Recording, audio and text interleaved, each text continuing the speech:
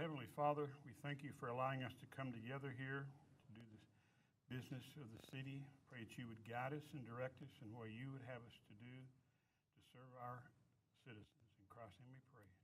Amen. Amen. All right, item number 3 is clear remarks from commissioners. Is there anyone in the audience who would like to address this commission on any subject other than what's on the agenda? Anything, any question, anything that you'd like to discuss with us that's not on our current night's agenda? Your microphone isn't on. Do you mind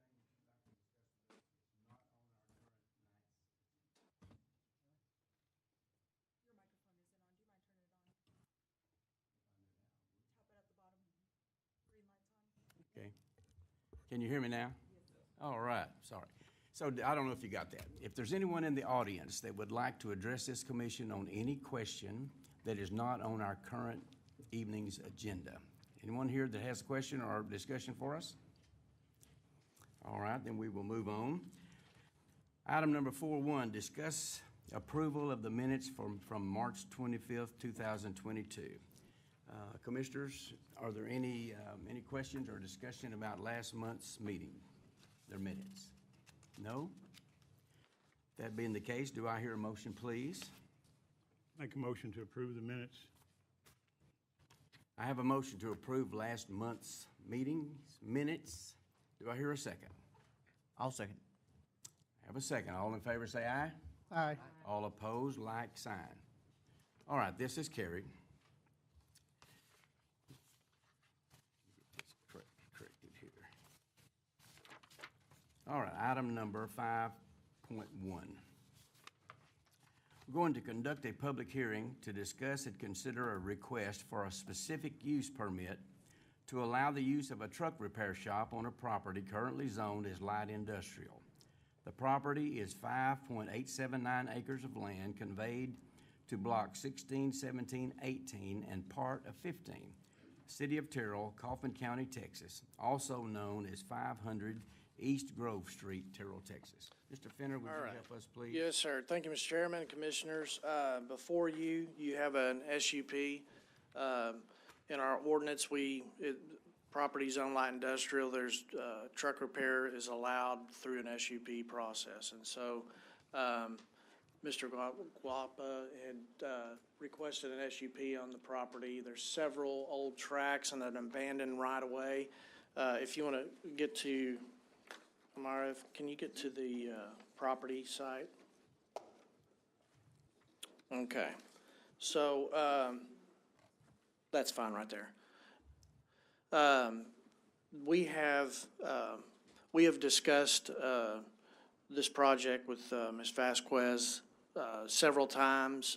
We let him know that we'd have to have a construction plat simultaneous with the SUP, but there's a lot of moving parts here because of the public improvement and the things that we need to do.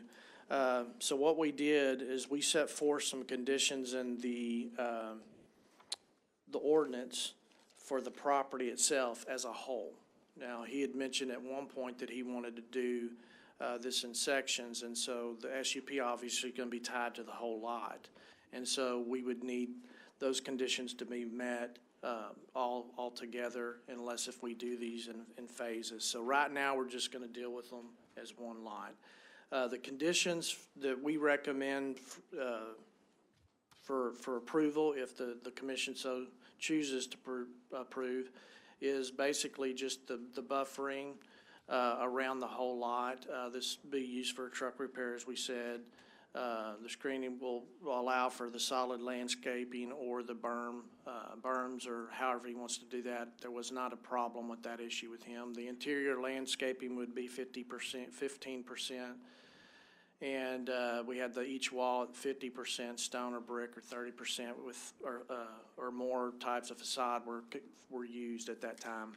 Anything below 60 inches cannot be the EFS metal, hardy plank, or stucco. The outside storage and parking must be on an improved surface, and so that's where we may get into the phasing. If he wants to move into it later, we can work through that. And then the signage was basically a monument sign with the landscape area. You can see in the packet, he had just provided some pictures. Pictures are always fund, right? Of some signage and some building and stuff. And so that was just part of the package that we included. There is one thing on this SUP that I would want to add on these, to these conditions, is that there is some unknown out there with some of the infrastructure. We have a big drainage outlet, or drainage area there with Rochester and 34 that we'll be looking at, and we're actually looking at right now through another project. The lumberyard company's just south of here, and as you know, they went into their second phase of just basically just south of here and north of their building, if you recall. On the other side, the east side of this property is Kaufman, the Kaufman Street section.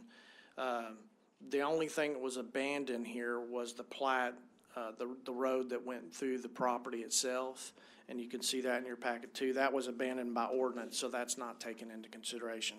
But what I'm saying is, if this is approved, and we're only going to be looking at the construction plat this evening, but if this is approved, it would be something that we want to do to make sure that we have an agreement established with Mr. Vasquez on building a portion of those roads, not all of them maybe, or half of them, or just two sections of the property, and that all depends on us doing our drainage work and completing that too on Rochester and how that's going to go over. So that would be a future thing that we really need to make sure that we have and is a condition of the SUP. Drainage will have to be dealt with in all of this, you know, because as we go through the construction plat, you'll go through that civil process of looking at it too. So that's just something we want to throw out there to make sure that we're prepared for the future if this is approved. So again, this use, it is currently zoned light industrial, just north of the lumberyard there. And they will have the access off Grove Street, just like you see up there. But to the east and to the south, there are right-of-ways already owned by the city, and so we'll have to see what that is going to entail for the development of the property for other circulation. So, with the conditions set forth in your packet and the ordinance, we recommend that you approve it if you so choose. Okay, Commissioners, are there any questions for Mr. Fenner? Anything that you didn't understand about what he was telling you? All right, if there are no questions, I will now open the public hearing. Is there anyone in the audience who would like to come forward and speak in favor of this zoning change? All right, is there anyone in the audience that would like to come forward and speak in opposition to this zoning change? All right, this public hearing is closed. All right, Commissioners, no questions or discussion, is that correct? Oh, I have a question. Truck repairs, is that like 18-wheelers or just kind of truck repairs? Yes, sir. 18-wheelers? Gonna be a lot of traffic going in and out through there on those 18-wheelers, right? Yes, sir. I had a follow-up question. Is there any restrictions on 18-wheelers on this particular area here, in this vicinity? No, sir. Just being that it's truck repair and there is going to be truck traffic, then it does require an SUP. My concern would be just the roads. I mean, I know we're fixing up a lot of roads throughout Terrell, but the whole area right there, I mean, if it's gonna have a huge demand of these 18-wheelers coming through there, for future reference, the city's gonna be responsible for repairing some of these roads through there. That's be one of my concerns, you know. Yes, sir. That's and that's why we want to make sure we leave this open, and we can do this through this process and the platting process for those the two roads that are that border there too, to look at the circulation. Again, it needs to be tied into how we're going to handle the Rochester issue. I had a follow-up question. I know that there's a recycling facility in this area as well? Yes, sir. And so we're already seeing big rigs going in and out. Yes, sir. And I think you see in your packet, I think the only person that was for this was, the only letter we received back in favor was Falcon Metals. So, So if I understand correctly, this is a request for a special use permit, yes, sir. but it's not the construction plat, which will come later. Which will come later, yes, sir. It's on the agenda for later, for an action Okay. item.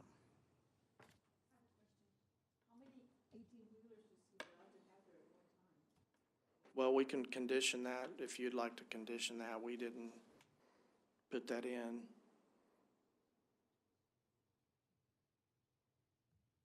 Well, there will be limited because of the space they have, Sure. right? So we could, Right, right. on top of that, we could put Right. something. We know that's, you know, that's just always a hard situation. We brought back another SUP that failed miserably with their initial SUP, and part of it was we had storage of vehicles and how many, and so that does become an issue of code enforcement and so forth. I think the part of the difference here we had with this one to avoid some of those and to make it simple was the parking standard still of what we would require with the repair, and then the interior landscaping to hold back on some of that storage. Everything has to be on a surface that's not rock surface. It has to be an improved surface. And so, you know, we really need to consider the circulation, and that's what we're going to do definitely with the construction plat process. But if you so choose to do this, the other way you can do this again too is accept these standards and limit it to 5 to 10 trucks, however if it makes you feel better, and you know we'll just see how that goes. Okay, any other questions? At this point, we don't know, we haven't seen a construction plat. We don't know if this is a 2-bay truck repair or a 10-bay truck repair, so we really can't know what they plan to do, I don't think. You have in your site, in your plan that shows 2 buildings there, we don't know exactly how many trucks would be worked on at the same time, and how many would be stored out in the parking lot, so. It is an industrial area, right, from what I'm seeing. And so if I'm not mistaken, there are other industrial things within the vicinity of this. Yes. So, Yes, sir. And that's, you know, one of the considerations that we have when we're talking to people. If some of these uses may seem to be intense, and always it's going to be hard on our infrastructure, no matter what, especially with anything like that, with the roads. But there are other uses in the area that are more intense uses. We have chemicals, going blank, just catty corner over there across the street.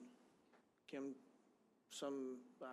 so sorry, I don't remember the name, but they have a little couple, manufacturing industrial process there.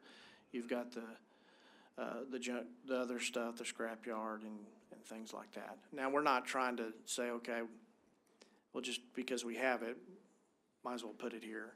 I mean, there needs we didn't do, but going through the process of, working with him to, he spoke much about how he wanted it to be nicely arranged and things like that. And so we just went ahead and helped him make it arrange it nicely, so. right, I guess what I'm kind of getting at is the dairy farm is the dairy place is not too far from here, is it not? Well, it's over down on the 1836 farms? Yes. Oh, it's down further. Down further. Right. It's on the other side, where airport comes together, that intersection, it's still south of there. Because this is right north of Rochester, which has not been built on this side. It has the big culverts that come across the highway on 34, and then Temple Street, which is where the lumber yard is off of, and that's the entrance to Stallings. And then you keep going down, and then you hit the airport road, that intersection there, so. Any other questions for Mr. Fenner? So before I call for motions, just a little note of instruction. Should you make a motion for approval, then it needs to include the conditions that have been indicated by the city that needs to be done for this special use permit. And we'll take, if it gets that far, then we'll take up the other conditions later on when the construction plat or whatever is Right. Okay? Very good. All right, Commissioner, do I hear a motion, please? I move a motion to approve the specific use permit on 500 East Grove Street, SUP 22-01, as long as it includes the approval of the staff recommendations with that. Okay, I have a motion for approval. Do I hear a second? Second. I have a motion and a second. All in favor say aye. Aye. Aye. All opposed, like sign. All right, this is carried. We're moving to action item number 5.2, SUP 22-02. Conduct a public hearing to discuss and consider a request for a specific use permit to allow the use of a garage as an accessory dwelling on a property currently zoned as single-family 16, SF 16. The property is .037 acres of land conveyed to Terrell Revised Block 289E, Lot 3, the City of Terrell, Kaufman County, Texas, also known as 608 Griffith Avenue, Terrell, Texas. Staff report, please. Yes, sir. Thank you, Mr. Chairman. Commissioners, this is Mr. Oakley is the applicant. He lives at 608 Griffith Avenue. There's an old garage being replaced.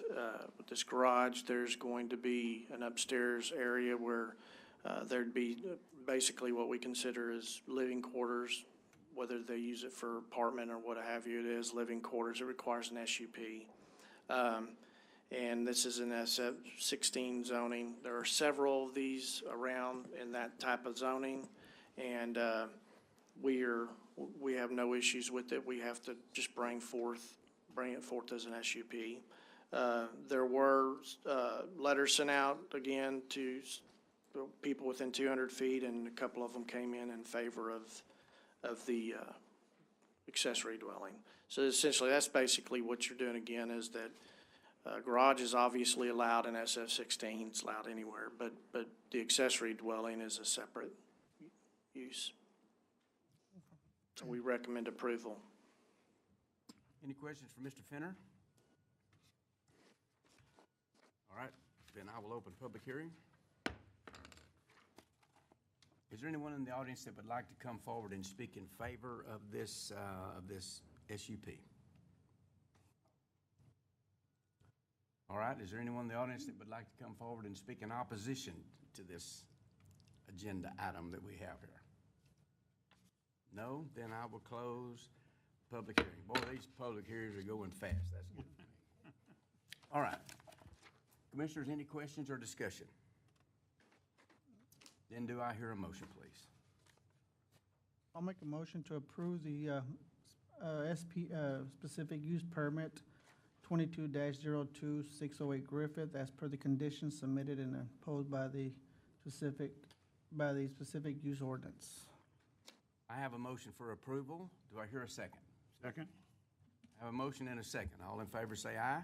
Aye. All opposed, like sign. This has carried. Action item 5.3, ZC 22-03 is to conduct a public hearing to discuss and consider a zone change from agriculture to single-family 7.5 SF 7.5 on 13.057 acres, the City of Terrell, Kaufman County, Texas.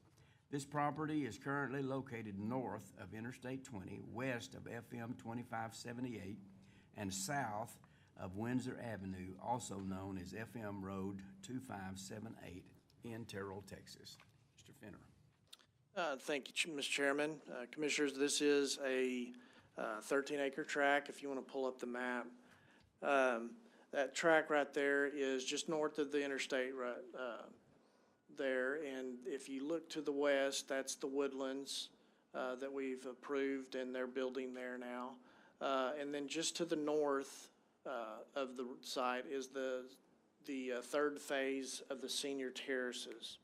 So in between all that, between the woodlands and the terraces and this property will be rock wall extended south down to the frontage road. So it'll come through this property too at one point in development. It is zoned ag at this time, and the future land use is new traditional neighborhood.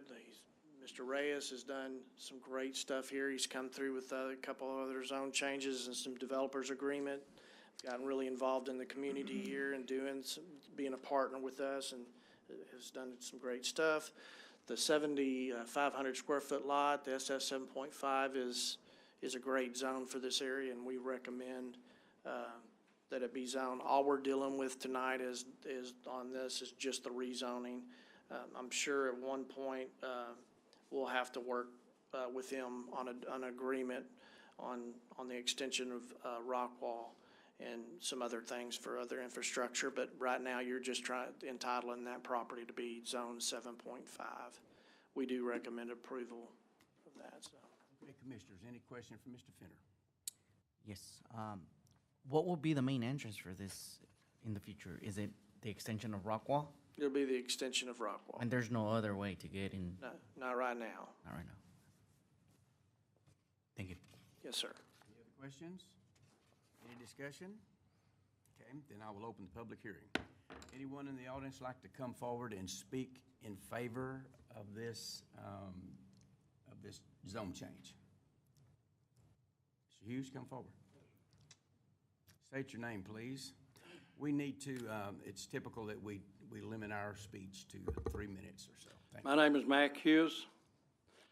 I'm one of the 3 property owners that own the property next adjacent to the property he just mentioned right there that fronts Interstate 20. And what our concern is, well, we're not concerned about residential construction in the area because that's what's going on out there. We're not all concerned about that, although we don't feel like that interstate property should ever be zoned residential. It should always be a use property that would be probably retail or something like that for the freeway convenience. But my question is that these houses that they want to build, are they single-story, 3-story? I mean, what are they? I mean, are they condominium heights? Somebody could answer that? They'll just be single family, be 75-foot minimum width, lot width, by 100 feet. They can be single story or 2-story. Mm-hmm. So it's kind of like the row houses you got next door there to my property. The one that are going in right now are kind of like row houses. They're just, kind of. Yes, sir. These are at, the 7.5 is, the straight zoning is actually bigger lots. Yeah. So. Well, and also, what was your idea about the access to that property? I mean, a street and stuff. The rock wall will be extended. This right here on this map here, the rock wall is shown to come from Windsor. That connection there, that 4-way connection there, and it'll come down to the frontage road. So that'll need to come across the side of my property here too? Yes, eventually that'll happen. If you sell your property, if it develops, then your section of rock wall would have to be built. Or if we're having to do it before that, we'll have to come to. Well, we have negotiated an agreement with the state already. Yeah, for some of their property, yes, sir. Yeah. So, yeah, we've done the same. Okay, and so this is gonna consist of how many houses? I'm not sure yet, because all we're doing right now is zoning the property. And then if that's approved, then he'll submit a plat showing how many lots and how they'll be laid out. So will it require a silencing wall between this and the residence? In other words, you know what I'm talking about, where you have a wall built there that knocks down the noise from the residence to the whatever happens here or there. Yeah, there will be some screening, along there. There's not gonna be this being straight zoning, there's not gonna be a requirement, to have a solid wall built around the development itself. So, but most of these have some sort of a buffer wall there that Yes, cuts sir. down Yes, sir. noise from the neighborhood. On the subdivision. Yeah. Okay, and, you're not gonna build three-story, Just probably 4 or 5. and, you're not gonna turn it into a multifamily No, sir. or a duplex. No, sir. Yeah, you know, I ask these questions, and you guys have already been through all that anyway. I know the city's probably already covered that with you. But I'm one of the property owners down here that has a little bit of a vested interest in the property. Sure, understand. And so I wanna know what's gonna happen there. Well, they're asking to be zoned single-family, again, which is a 2,000 square foot house minimum, 75 foot by 100 foot minimum lot. Could I ask you just one more question? How were you going to access this to the street? The rock wall will be the major access. It'll have to be Okay, so built. Rockwall Street will have to go in for Yes, you to sir. be able to use it. Yes, sir.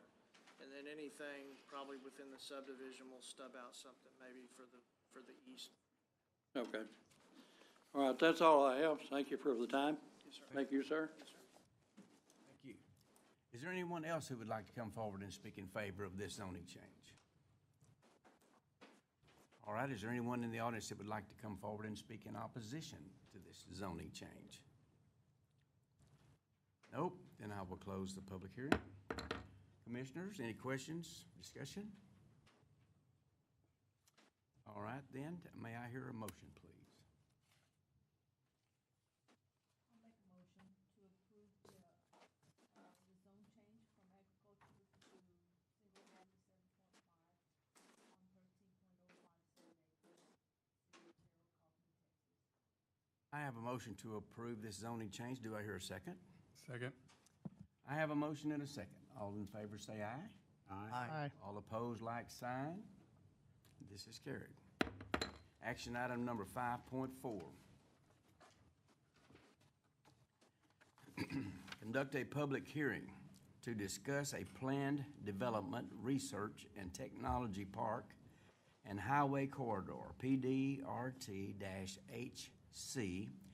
base zoning on 724 acres of land, the city of Terrell, Kaufman County, Texas.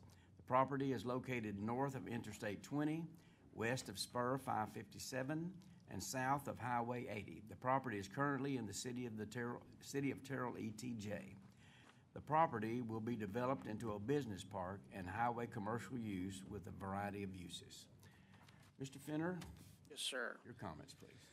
All right, thank you, Mr. Chairman, Commissioners. You heard a little report from staff at the last meeting, and the applicant, Mr. Anthony, did a little PowerPoint presentation for you on this development of what was going to come forward. So right before you, if you want to flip to the map, the site map.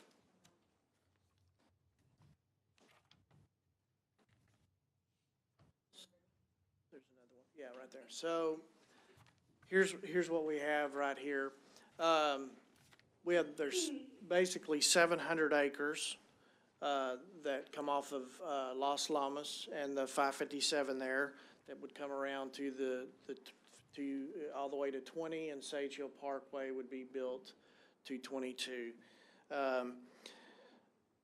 There is two pieces to this. The gray area that you see is going to be the underlying zoning of the Research Technology Park, and then the yellow will be the highway commercial zoning part. And what we've done is, so that's the actual base zoning, and what we're going to be considering tonight is a PD, the Plan Development Overlay, which will vary some standards in some uses and vary some other things like design and parking in other areas. And so that'll be the ordinance that rules, how that's laid out through those standards, and then anything not addressed in them will just revert back to the initial highway corridor zoning and the research park zoning. So a couple things to point out here. I want you to understand that there's a lot of moving parts to this development, and the applicant would like to get these standards down and knocked out for this property, even though there's still annexation to take place. They're not really in the city yet, so this would have to be worked through that program of annexation, a TERS agreement, developers agreement, and the anything dealing with the infrastructure that's going to be built. And so all that will have to take place once this is set. If it's approved, then we'll be working through that process. There's the infrastructure that has to be built to the site, and then, of course, there's major infrastructure that has to be built within the site. So that takes a lot of time in itself. So, again, we're just looking to have that set of standards set forth over this property so they know that they have that going into this development. So I'm going to go through the actual PD piece, point out a couple things. I will let you know that we did put in our letters that were sent out to property owners within 200 feet. At the time that we wrote this report, there was nobody in opposition, but then we've received emails that George and Justin Allen are, and I believe they'll be here to speak on that too during the public hearing.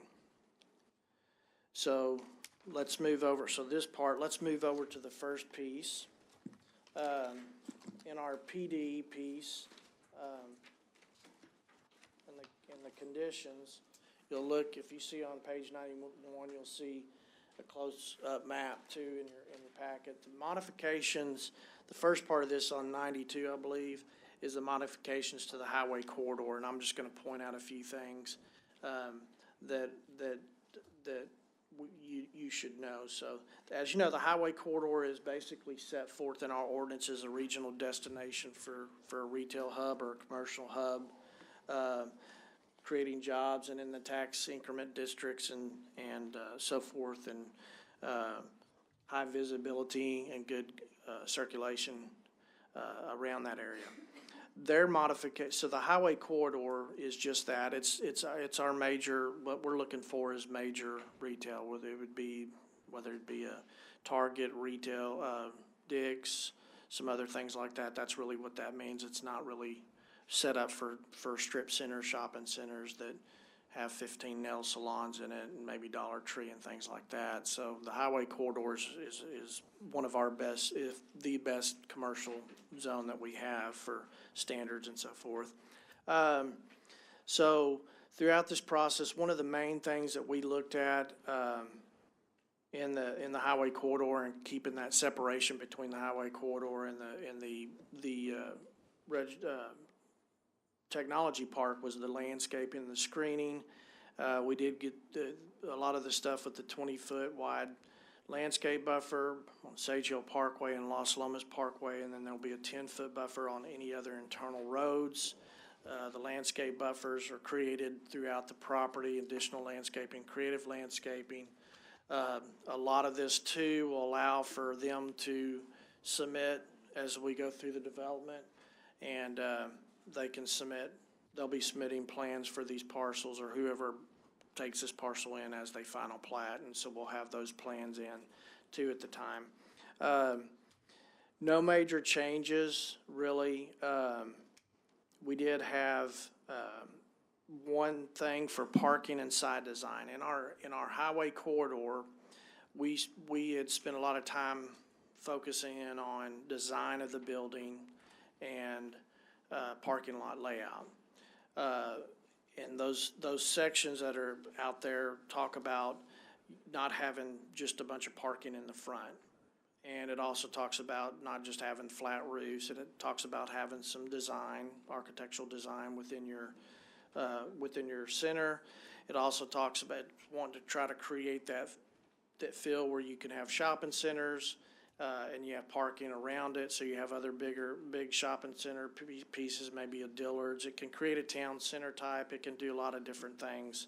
You may have a Dillard's on one side, and then around the corner you may have a Dick's or JCPenney or something that allows for that parking, to be separated out and not just all in the front. And so some of those standards we were really concerned about because we didn't want to remove ourselves from allowing for that kind of design, okay? So we came to, the agreement that we came with was that we could administratively approve site plans with strict compliance, that are not in strict compliance with certain sections of the ordinance, meaning some of that parking and some of the building layout, if for a highly desirable retailer that would come in, and if they were a minimum of 20,000 square foot or less there. So we have the right to approve the site plan through the process if we do have something that we've been targeting for a while, that some shopping center, that a couple shops or a couple major retailers that we'd like to see. We can work through the site plan approval process to make it work. And so that's one of the changes that we came forth, that we said, hey, we're not going to delete all those sections out of the HC zoning, but we can do it through a site plan process, and we can also tie it to major and national retailers and a size limit. So that was one of the biggest sections that was changed. There's additional uses or different kinds of uses within the highway corridor, and we went through these with the applicant, and several that we went back and forth on. Some were taken out, some were left in, and then some were left in with SUPs because we may want to have amusement out there. There may be something that we can have amusement with, and it may be outdoors, and so we don't want to just throw it out. We want to allow it to come through with an SUP, and we can deal with it at that level, because that would be another zoning process that we would go through. Car wash was the same. We know those are sometimes just built in some of these areas, and in a lot of the bigger grocery chains and things like that, they have their own car washes, and so we would allow for an SUP for that process too. So the other thing is the modifications to the actual property area. You have 700 acres. The majority of that acreage is for the park, technology park, and then I think it's about, we have 185 designated or so for the highway corridor. And what this does as part of this ordinance is it allows for a change to be made if overall plan, if you administratively, if they wanted to increase the HC by a certain size, they can increase it through administrative approval. I think it's basically 10% to get highway. You'd get actually more highway corridor, and then if you wanted to change the expansion of the technology park land, it would be at 5%. So a lot of this, as we know, we have 700 acres. It's a master plan piece. There's a lot going on, and the market's going to drive a lot of different things. So as long as we have some things set forth here that help us get through some of this, then that's the best thing. So there's going to be plenty of site plan process and site plan review, and then of course plenty of P&Z and council review on some of the construction stuff, the plating stuff. Monument signs will be limited to the monument signs, and we can make simple modifications up to 5%, but we're talking about 15-foot tall lighted monument signs and so forth. That's what we would like to see in this area. So that's the highway corridor. That's the major change there. In your technology group on page 96, the modifications there, we'll look at, again, screening and design there. There's the height regulations. We'll just say when we wrote this research and technology park, we wrote it was intended for low-density employment centers, development and research and related laboratory facilities and so forth. And so there's a little bit of difference, a little bit of different uses, varied uses there. There's even light manufacturing allowed in this area. There's distribution allowed in the RT by right. And so we want to make sure that we help make sure we protect that separation and get the best that we can get out of it by the design and the layout of it, is because there's not a lot of additional uses that are added. Maximum building height, right, will be 120 foot by right, and then up to 258 feet with an SUP. So that's one thing. That basically is 258 feet, could be a 15 to 20 foot story building. So same thing with the screening landscape.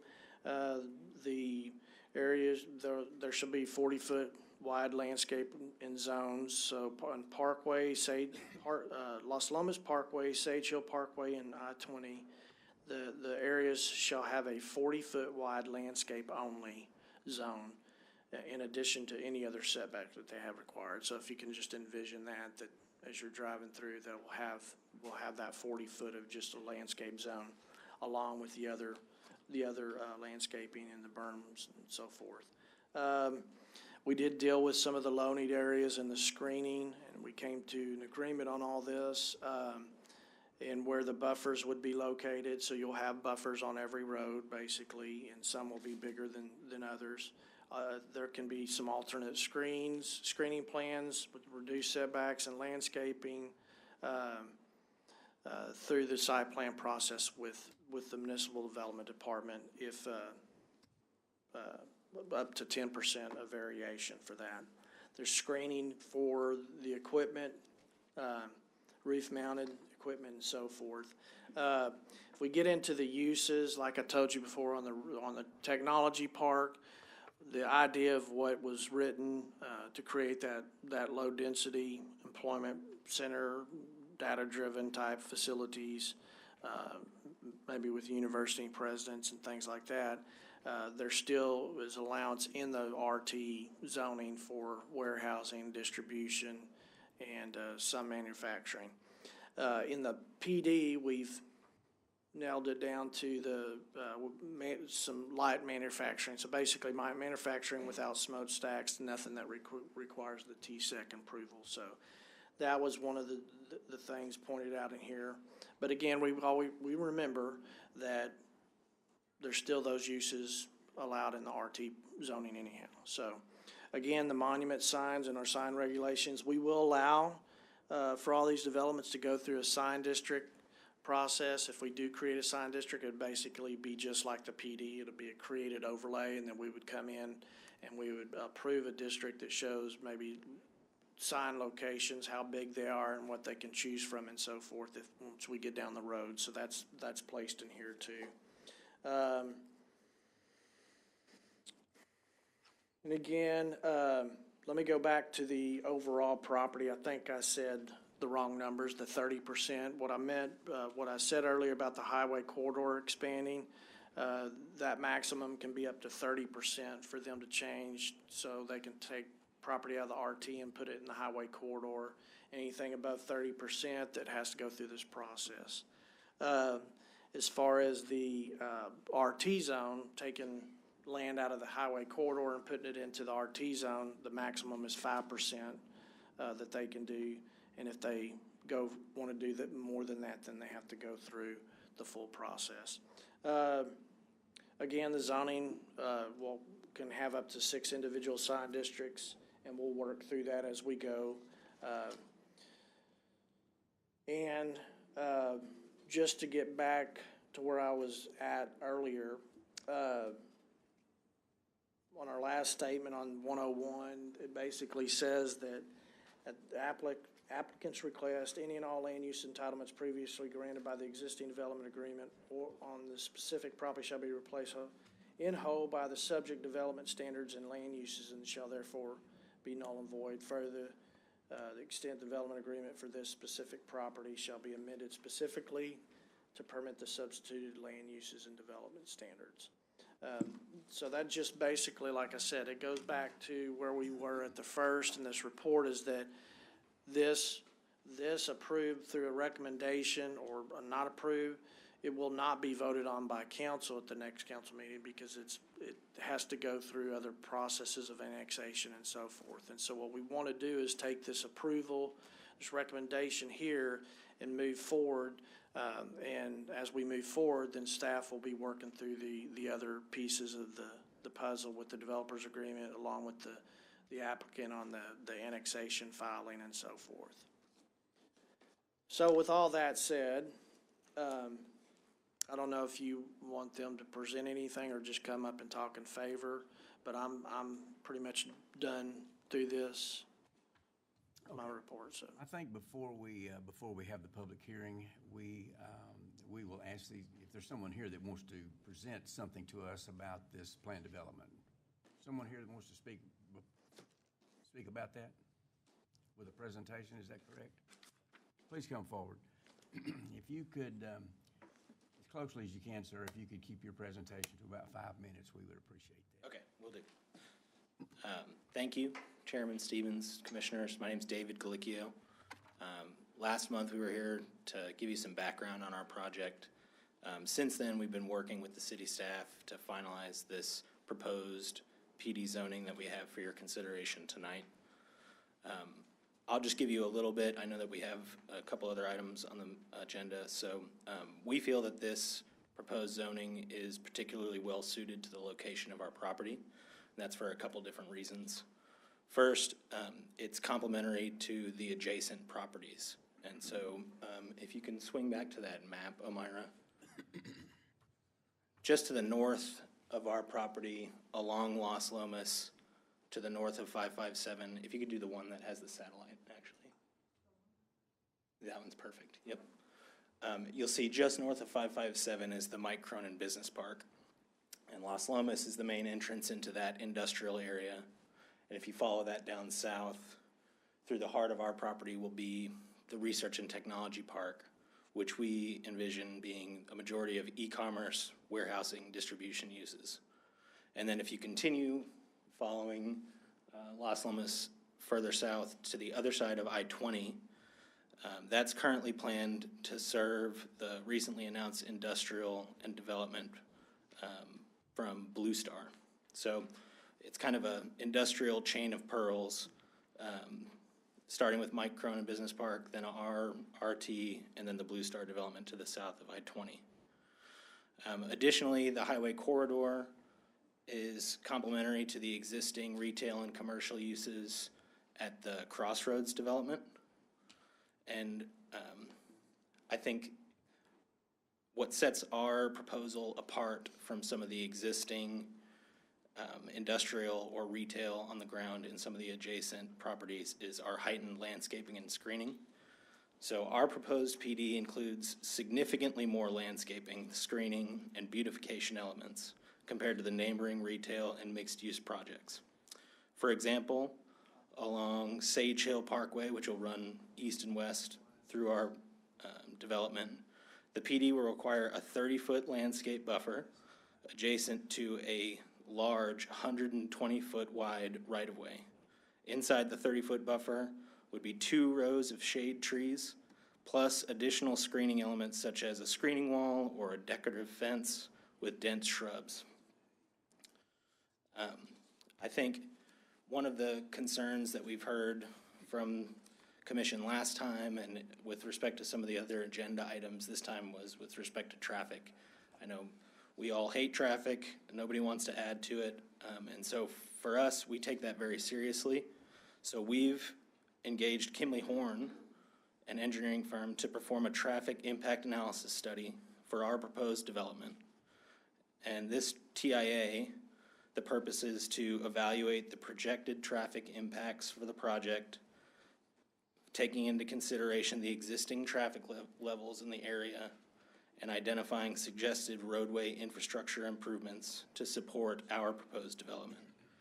With that, I'll introduce you to a representative from our engineering firm, Mr. Matt Lucas. He's our lead engineer, and he'll go over some of the key findings from the Kimley-Horn study.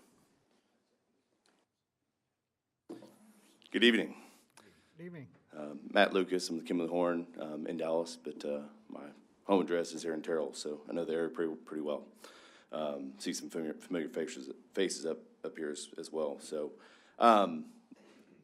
a little background on traffic impact analysis.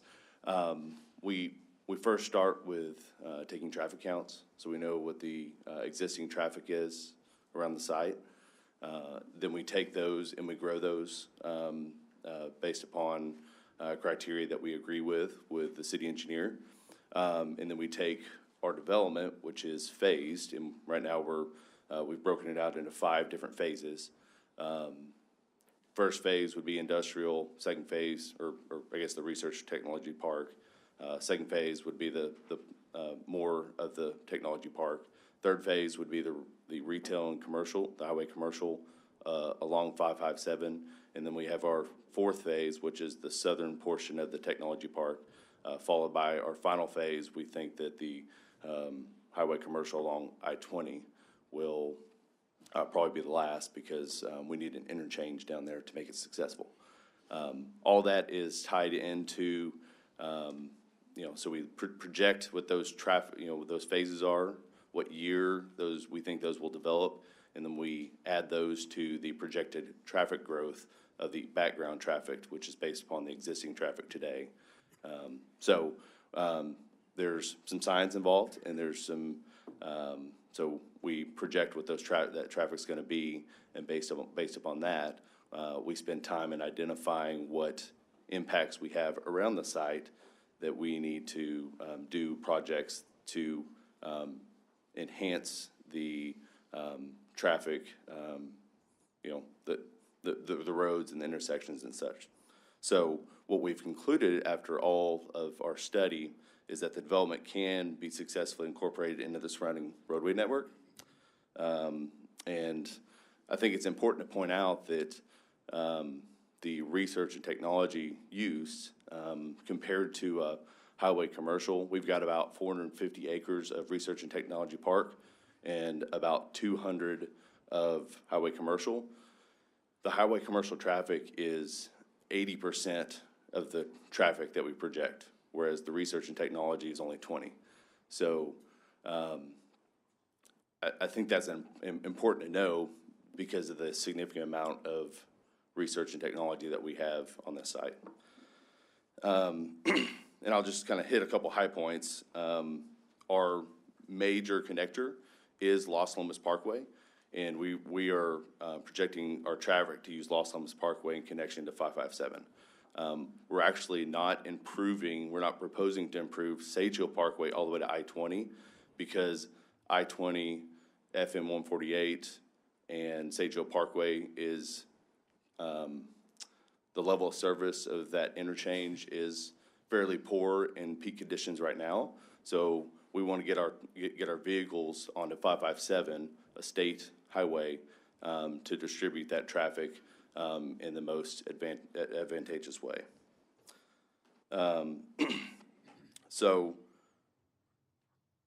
right now, we're projecting that none of our traffic, because we're not improving Sage Hill Parkway east of our property, will even use Sage Hill Parkway. So all of our traffic will go Los Alamos Parkway to 557. So, and then I'll finally just, one more point, that the entirety of the 3 phases of the the research and technology use can utilize the spur 557 Los Alamos Parkway and maintain an adequate level of service. We did project in future phases that the bridge at that interchange will need to be improved from the 2 lanes it is today to 5 lanes to be able to handle the traffic produced by our site. So happy to take any questions, or I'll leave it there. Is there a way we could get a copy of that study, or is that? Yes, sir. Yes, sir. The city has a copy of it, so if you'd like to review it, I'm sure they could make it available to you. Please, thank you. So if it's gonna take 5 lanes as opposed to 2, that's an increase of 100 and something percent traffic in that area, is that correct? Well, you've got to consider the background traffic and how that grows. That is an increase in capacity. Most of those lanes are just due to having to make traffic movements through that interchange. So I think your percentages are correct, but I think it's important to note that it's not all generated from this one site. All right. All right. Thank you. Thank you very much. Is that the end of your presentation? Just like to say thanks again for your consideration. I appreciate it. We'll stick around in case additional questions come up. Thank you for your consideration. Thank you very much. I will now open the public hearing. If there's anyone in the audience that would like to come forward and speak in favor of this, for approval of this plan development, you want to come forward, please?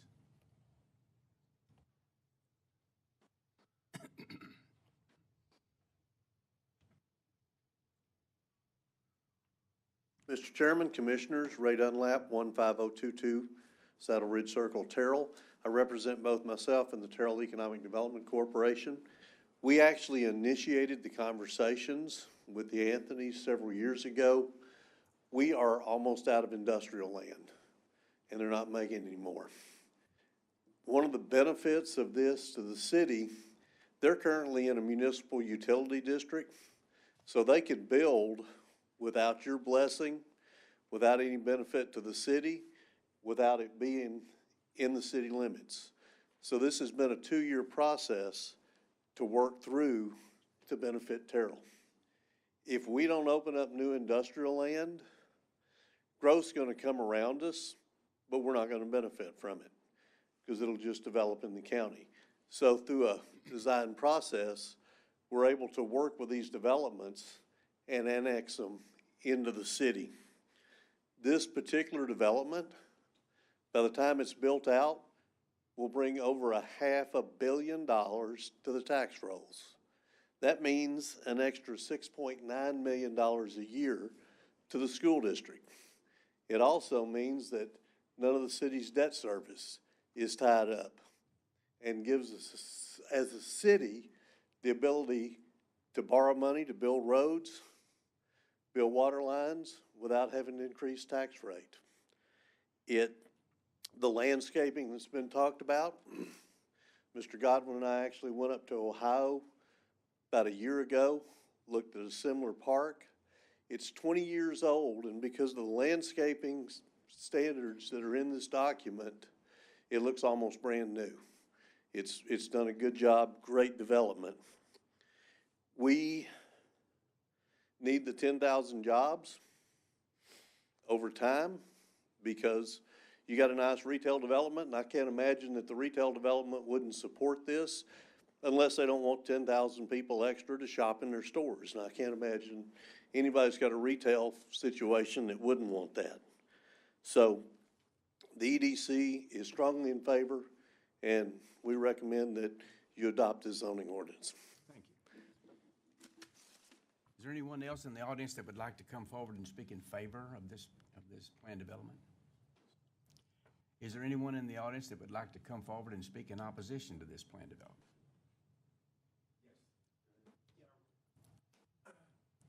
Come forward, please. State your name for us, please, sir. George Allen with Crossroads at Terrell and Terrell Market Center. I'd like to pass this around if I could. It's just a little summary sheet.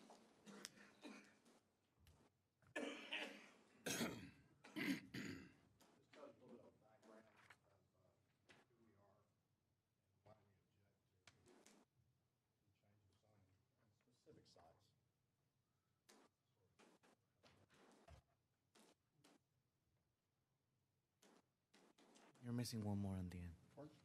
Miss one on the end? Yeah.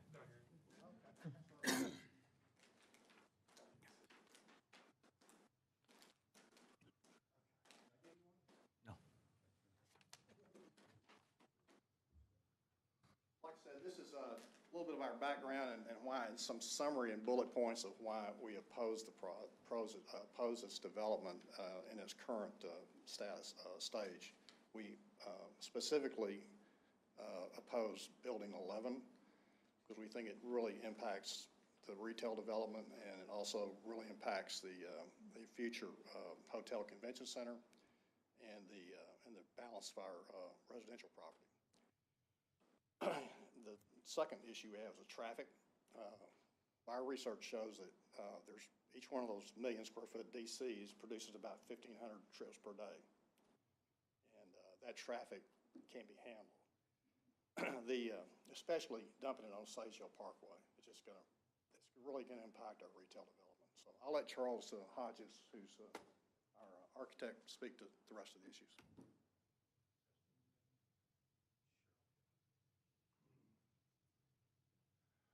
My name is Justin Allen with Oak Ridge Investments, which is Terrell Market Center and Crossroads of Terrell.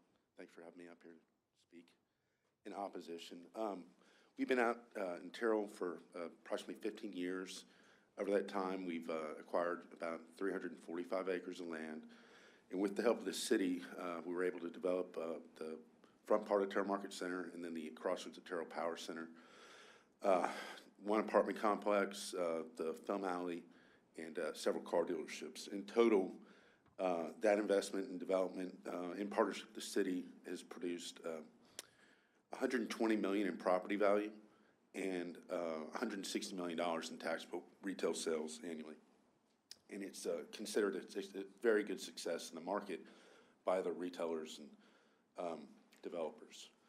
And it's an incredible location at the convergence of 20 and 80. And we hope to make it the premier mixed-use development on the east side of the Metroplex. So our history with Anthony Properties is obviously they've been there as long as we have. And it was always proposed to be I'll pass this out, a residential mud district. And I think they have approximately 4,000 acres remaining. And there's an east, west, and center portion. The eastern portion, again, is about 700 acres, and it was planned for, until recently, about 900 residential lots and then commercial on the frontage of Spur 557 and I-20.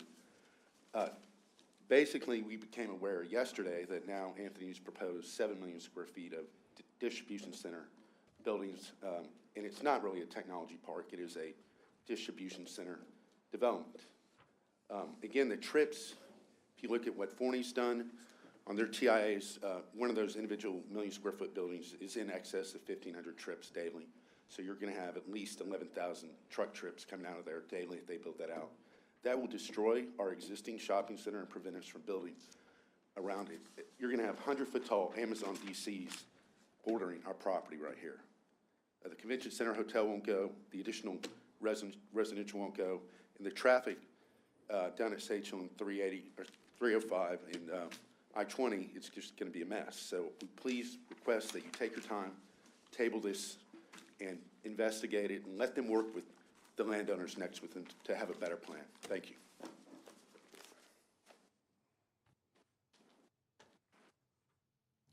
sir. Good afternoon.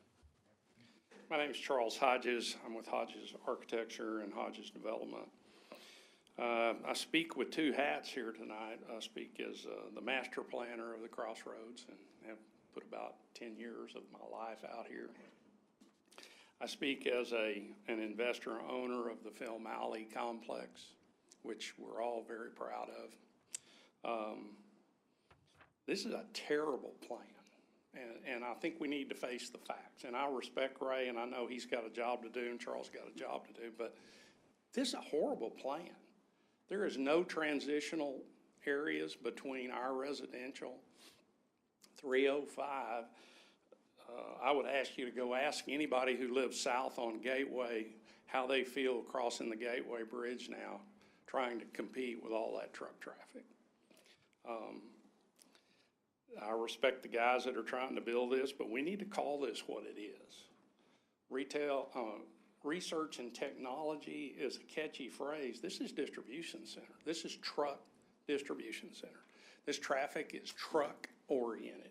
If you want to look very closely at this plan, the giveaway are these gray bars on either side of every one of these buildings.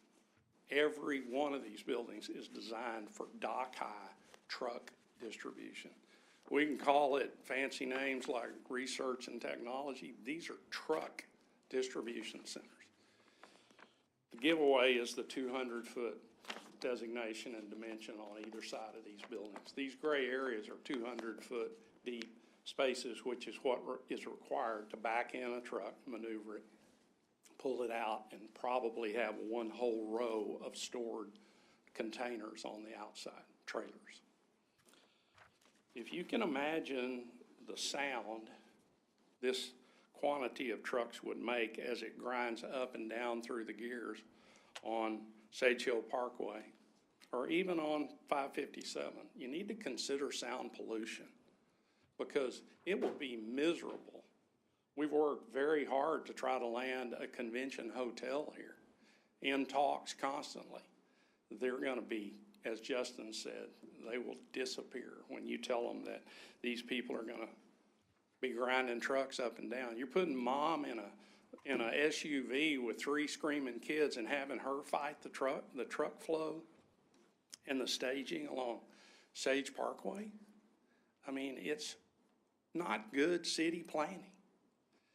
We have to, I mean, these are tough decisions for y'all, because, yeah, everybody'd love to land that name, but we have to look at the damage done to the existing development.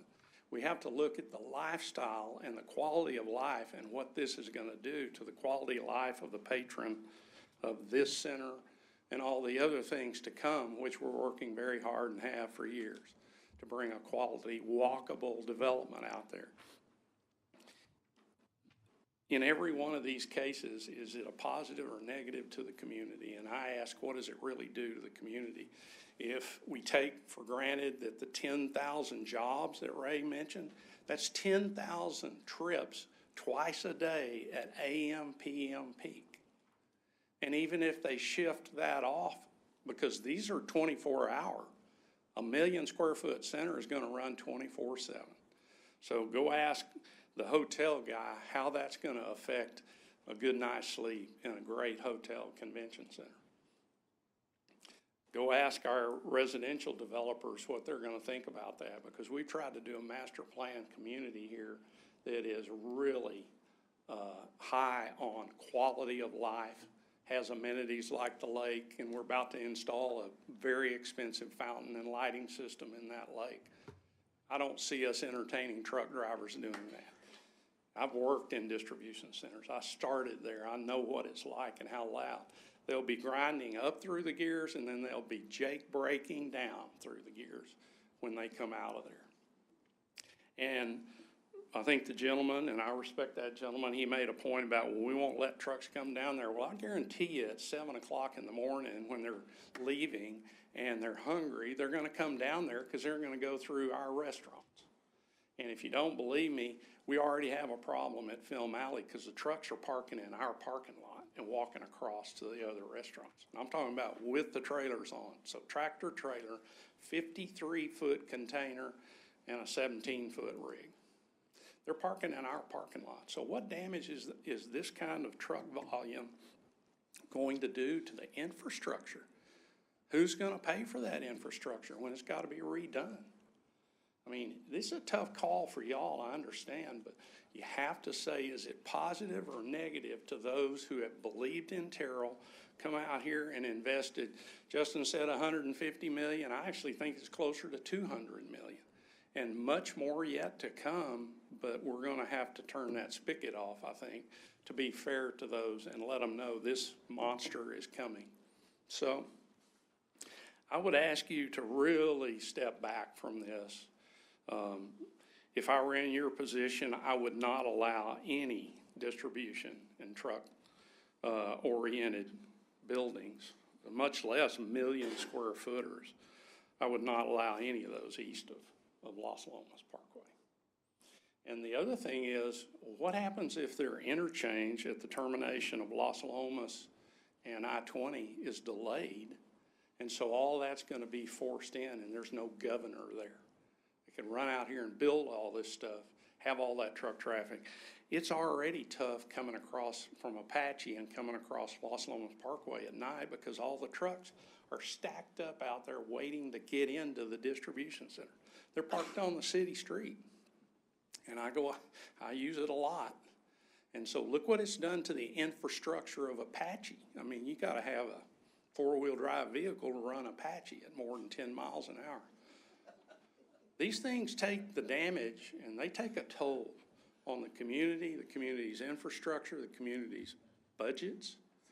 And when somebody says 10,000 jobs, this is the lowest density of jobs. I mean, these are distribution centers. This isn't big research from some university. These are distribution centers. These are the lowest density of job creation of any of the building types, any. And the more automated they get, the more the robots run the aisles in these distribution centers, that number is even gonna go down. So with respect to everybody in the room, let's call this for what it is. It's a huge, dominant, in my opinion, very damaging use for a development area that was anticipated, looked forward to with 900 new members of this community and their kids and their families. Those are the kind of people we want coming to Film Alley. And we're trying to design this so this becomes a star in the community, not something that gets punished for placing a use like this next door. It's just not appropriate planning, and it's certainly not appropriate city planning. So I would beg you to step back from this and rethink what it's gonna do negatively to what we've created out there and to the community in general. Thank you. Is there anyone else in the audience that would like to come forward and speak in opposition to this planned development? Yes, sir. I'd like to speak for the project, and I'll keep it very brief.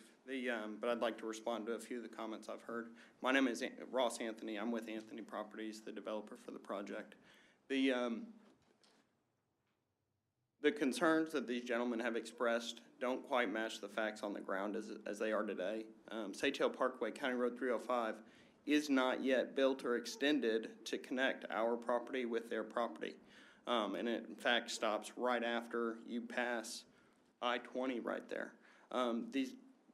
At this time, Crossroads is not generally connected to Sage Hill Parkway in any way, and all of their traffic circulates and exits their property via other roadways. Furthermore, as the gentleman on my team previously suggested, the intersection at I-20 and Sage Hill Parkway is currently not an adequate level of service per the traffic impact study. And for that very reason, we do not, nor do we wish to send any traffic down that way. A retail development such as the Crossroads, just as an example, and even the retail development which we proposed, you get about 12 times more trips per acre in development of retail than you do in industrial.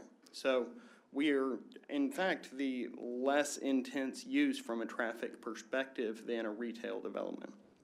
And our goal is to send all of that traffic to Los Lomas Parkway and to the Spur 557 bridge where, and my colleague mentioned expanding that bridge from a current 2-lane to a 5-lane bridge. That is a proposed development that is within our traffic impact analysis. And in our discussions with the city of Terrell, it is a requirement at the certain trigger that takes place when that improvement is needed. And that improvement is to be paid for by the developer themselves. So this, overall, this project, as Ray mentioned, does not add additional burden on the city of Terrell taxpayers in order to build this infrastructure. This infrastructure is being developed by the developer themselves. And this infrastructure is being designed in a way that this traffic is adequately controlled and sent out to the major state highways, and it is by no means being directed towards the Crossroads development. We personally aren't even interested in having that road built out anytime soon because it's not needed for our development in any way. However, we are certainly willing to work with the city, and should they wish for that road to be built, we will certainly dedicate the right-of-way or, contribute for our portion of that infrastructure to be built. I just wanted to make that clear. Thank you all very much. Actually, I'd like to make a correction to that. Sage Hill is built to the property line right here, and they do show access points off of Sage Hill right there and right there. Yes, the other thing that needs to be corrected is the statement was made that Crossroads doesn't connect to Sage Hill.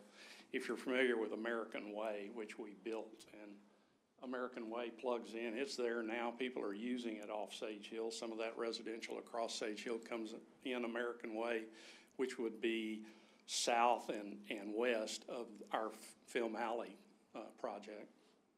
It's open and operating now, and it plugs directly into Sage Hill. So if you could envision and they do indicate plug-ins to Sage Hill, but when that happens, what's going to happen is that's all going to feed down Sage Hill or 305. It's going to stack up at the interchange down there. Well, those trucks are going to be stacked and stacked and stacked, just like they are on Apache. And when that happens, where are they going to turn? They're going to turn left and come in American Way, which is the conduit road all the way around the Crossroads development. So just respectfully correcting the misstatement of fact. So. Anyone else like to speak in opposition to this project, to this PD? No? Then I will close the public hearing. Commissioners, do you have discussion? I can't imagine that you don't. Do you have discussion, or do you have questions for either any of these gentlemen or with Mr. Fenner? I just want to add a comment. I seen these I'm not sure if you guys been familiar, but there's also 1 million square feet buildings going towards the outlets in Highway 20 towards, what is that, Grand Prairie? And I've seen 18-wheelers I'm talking about 50 to 100 right beside the highway, waiting to go in a distribution center. I seen it happen, and I always thought, like, oh my God, like if somebody was to get caught on the service lane, they're done. They're not gonna get around unless you have a 4x4 or something like that serious. So I see that's a big factor that I think we need to really consider. Other than that, everything sounds well, you know. Like, we want that business, we want those buildings, we want everything, jobs especially. But that just wants something that if I seen it with my own eyes, I think this is going towards that predicament as well. So that's all. Any other discussion? I have another question. In regards to Los Lomos on the bridge, you said you guys would pay for the are paying for the infrastructure. On the time frame in regards to, I guess when a certain criteria is met, y'all start developing that bridge. The traffic during that time, I know when they're doing a bridge, I'm pretty sure traffic has to reroute somewhere else. It's not on the next day, or what's the time frame of that, and where's that traffic gonna reroute to? Is it gonna be going to over here to this other, back up this way, or is that something that a study has been done for that?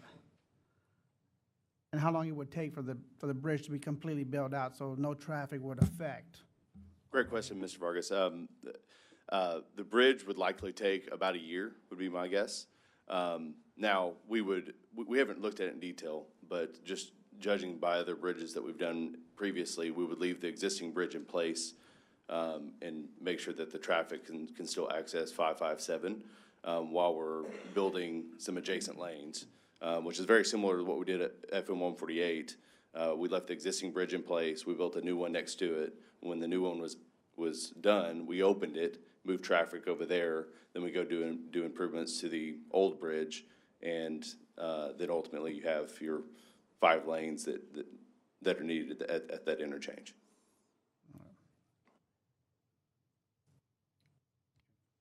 Thank you. Question for Mr. Fenner.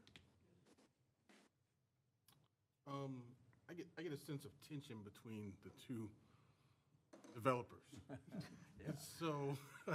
And so with one having invested already, right? Because we spoke about Film Alley and all the good development over there at Crossroads, and another developer looking to come in and do things that could also be a benefit to the city. would it be possible if we delayed this vote from us today for those two parties to get together to possibly find a way to work together because both have a right to do something? And so the question I have is how do we get them both to be on the same page with doing something beneficial for the city now and later?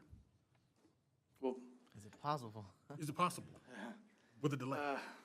That's a loaded question, and there's a lot out there. A lot out there that comments from EDC to both groups that I don't agree with. I like these projects. I like the opportunity of who we are, but I don't agree with the job creation, and I don't agree with necessarily more light industrial. That's why I did not want to refer to this as industrial. We're saturated with that, and we really need to focus on other things. However, being a master plan community, as Mr. Hodges called Crossroads, I could take and then said we were doing bad city planning. I think it'd be said for me allowing Crossroads not to develop out really and truly as a master plan community and more like whatever the market's driving, just like the developer for Las Lomas. I would love to see somebody commit to me, and believe me, I know 25 years in the real estate broker world, I understand market drives it. But why can't we commit a Dick's? Why can't we commit Target? Why can't we commit what the people want? And they're going to tell you it's market, and it's going to come as it comes. But I don't see that we should put a lot of preferential treatment on the fact that we need more industrial. I mean, there's places for it and it's going to happen, but I do agree with the traffic situation. I've had major concerns. However, I've not been in some of these conversations with Mike Sims and John Godwin and this group, so my concerns haven't really been talked about on that circulation. So that does scare me a little bit with knowing that the distribution market is so high. That is the key. That is what everybody is looking for. There's people waiting right now for this to happen. We want to find a way to make it work. I would like to see, and I'm going to refer to Mr. Hodges. I would like to see better planning on both sides. We've had to deal with it from a staff level, and they've done there's great things over there. I love Crossroads, and I would love to see this come in. But I think it's going to be hard to pull them together when you have so much difference in what the use would be and what it would do. There is not a convention center done deal that's been working for a long time. I'd love to be told there's a deal and that we can work around that, but there's not. So, you as the commission, this is one of those tough things that decisions you have to make and follow your heart as to where the city is going. So, we want to get together as a team out here. We want to work with them. I had some differences with the Las Lomas property. We worked through a lot of those things to create some of the uniqueness and some of the quality in that development, whether it was a distribution center or whether it was highway corridor. I think there's a big deal to be a partner with them because they're in a mud right now. So I think development's going to occur, and if we can be a part of that to make it better, that's a huge deal. But again, I don't think I'm going to sell this to say that I'm looking for a lot more industrial, because that's what everything that keeps us running. I mean, we have a lot of industrial, and I think we need more, obviously, but it needs to be planned out better, and we need to all be on the same page too with that. Mr. Finner, I have a quick comment on our comprehensive plan and our future land use map. The east business park that's past the airport business park, that is on our future land use map. But this future land use map, where this property is, it was not supposed to be industrial. We have Mike Cronin, we have our airport business park, and then the east side business park, which was a large area. So if we develop this as industrial, we will have 4. And our comprehensive plan speaks to more quality of life, and we keep hearing our residents say no more truck traffic. And so I just think distribution centers need to be in a better location, maybe. Understood. Maybe in the East Park. I think Mr. Hodges making a comment about planning, the city planning, and a lot of it's done through partnerships, so it's not always the real planning or planning for environmental planning or any of that. So I don't 100% agree with all that, but that's just me. I think everybody's on a different page. There's a lot of people that believe their ways are the only ways, and obviously if you're an EDC, you're going to want more industrial, and if you can partner up with that, you're going to want it.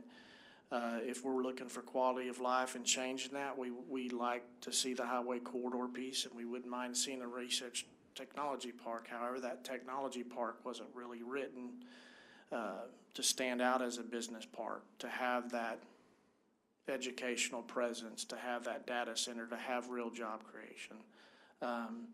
So there's some things that we could always fix with that, and then we still have the ongoing development with Crossroads, and there's a lot of amenity that's happened out there, and there's going to be a lot of excitement for that amenity. And so, our job for us is to come to a point like with these standards is to be where we need to be with them as far as bringing in quality.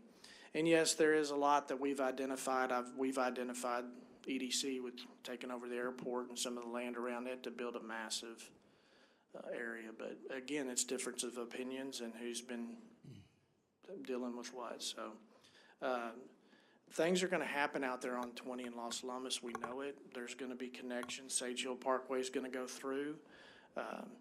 And it will affect Crossroads, and there will be more traffic. There's a lot of traffic issues right now with Crossroads.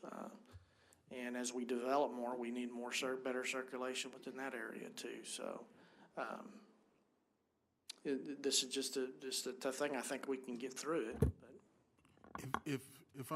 If I heard correctly, one of the things that was said was that the developer for the new project, they have the right to build whatever it is they're wanting to build, if I remember hearing correctly.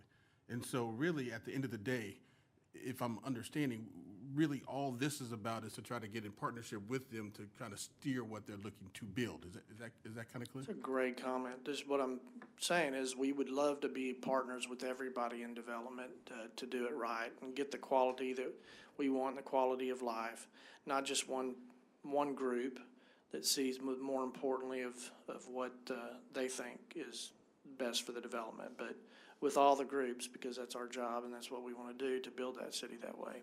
So yeah, they will have the right, anybody outside the city, they will have the right to build, whatever they'd like to build. So it behooves us to agree, to be in an agreement and a partnership with these guys, but at the same time, protect our partnership with Crossroads, too, so. It's possible. I'm sure they're all wanting to shoot me right now and probably got bats back there, but that's okay. But yeah, I think so. I mean, there's a lot we got to do with that area over there, and it's just difficult. But I don't want to think we should focus on one thing. Again, I'm not the industrial part of it and the distribution. That's what we're going to see. We're going to see that. And that's just because the market's crazy. Mm-hmm. But if we can do it the right way, maybe there's another way of handling this, especially with the infrastructure that's going to be built. So, yes, sir. I guess I'm working through everything that's been said, right? Because I understand the gentlemen that are coming from Crossroads. I understand their concerns. So I guess I'm mentally working through the fact that really their opposition to doing it can be done with or without us saying yes or no, almost to some degree. If I'm understanding correctly, we're only here to they have the right to build there. To a point, yes, sir. Okay. There's, to a point, there's a lot of other things and requirements that we'll just fight about, I'm sure, because they're in mud and infrastructure issues and the things they can do, but it's just better to have a partnership. Understood. Sure. The site plan yesterday, and also I'd point out, there's 80 acres adjacent to this that's in the city limits. Yeah, so it's already in the city. That part of the city. That has the million square foot building. I don't understand what that has to do with. There was no advanced conversations among the groups. We're 200 million in. We're $200 million corporate citizens. Film Alley alone, 2025 million of that. More importantly, look at how far Film Alley is drawing now from Kaufman and from north.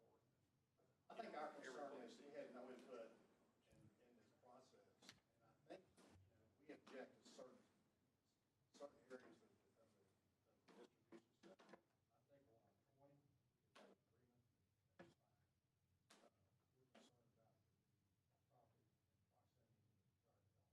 Well, I guess I'm trying to understand when you say conversation with regards to what they're doing. I guess I'm trying to understand that. Have a workshop with people in the city, the staff, and with the Anthony property, but probably come to some sort of a middle ground.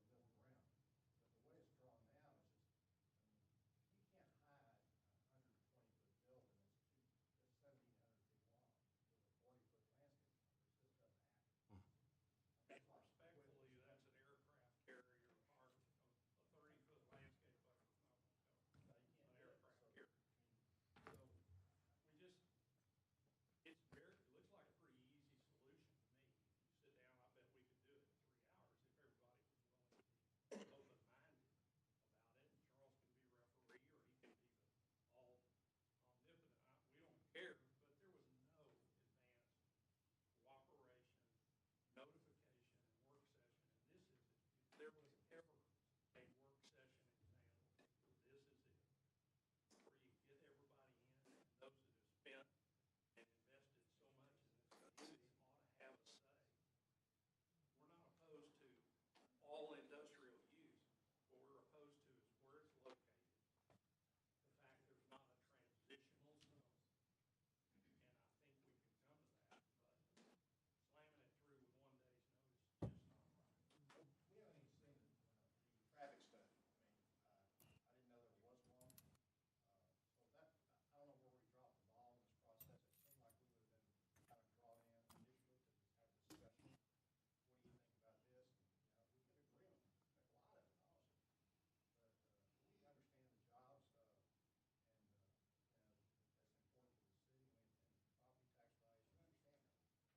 The way it's done now is just not the right way to do it. Okay, well, thank you, sir. Thank you. Is there any questions for Mr. Fenner? I have a question. Since traffic is going to be a major problem with this, no matter what, because we're growing. I mean, let's face it, there's more cars on the road, and there's a heck of a lot more trucks on the road. Is there some way we could get the numbers and the time that this traffic solution would be done before the actual building of the industrial, the companies coming in? If I may briefly, this is one step in the process, as Charles mentioned at the outset. There are several more votes that would take place, and several more items that need to be approved through the city. One of those is the traffic impact study and development agreement, and that will outline in detail exactly what improvements need to be constructed prior to certain lots being platted and building permits being issued